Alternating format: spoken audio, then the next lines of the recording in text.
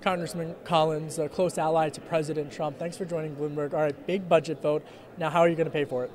Well, it comes down to economic growth and dynamic scoring. So in the past, people would talk about the CBO score, which was always on a static basis. They never assumed something could actually spur growth. Well, we know the 20% corporate tax rate, territorial, no longer taxing exports, bringing the repatriated dollars back, and turning Main Street loose with a small business tax of 25%. We're going to see 3.5% year-over-year economic growth, which is going to be the engine to pay, frankly, for much of this. All right, let's go through some of the other potential pay-fors. Tweaks to the state and local tax deduction. That's been controversial, especially for some Republicans in your state of New York. Right. You got to change SALT? I think there will be an accommodation. We're talking about that even right now. On this property tax issue, which is the big deal, New York, a $400,000 house has $16,000 of property taxes. Many of your viewers won't believe that's a number that high.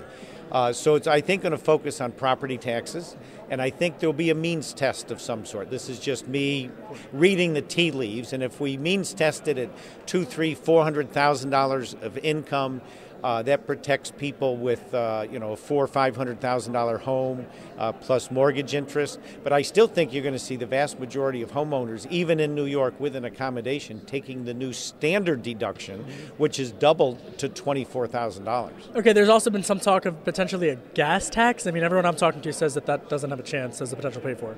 Yeah, I don't see the gas tax having any part in what we're talking about with tax reform. I think that's a legitimate debate on the infrastructure bill. I like to call it a gas user fee. If you don't want to pay it, much like in the airlines, don't fly, well, don't drive. So I think it's an appropriate debate for infrastructure, not for tax reform. And lastly, Rothification, or taxing folks on their investments into their 401k up front. That's very controversial. Well, it is. And in the vernacular of normal Americans, they like the fact that the money they put in a 401k is going in tax-free. When it comes out, that's when they pay the taxes, versus the flip side of that, putting after-tax dollars in.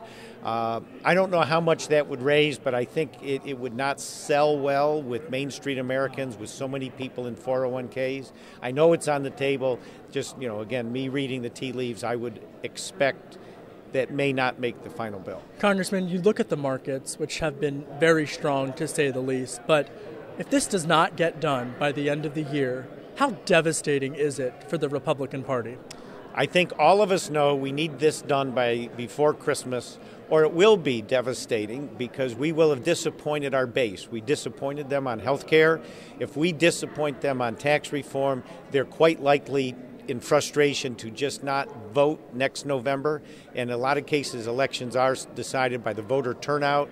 The Democrats would be motivated. Our supporters are not going to vote for someone that supports Nancy Pelosi, but they might stay home. So no, we know this is the key to us maintaining our majorities in both the House and the Senate next year, and that's why I predict we will get it done.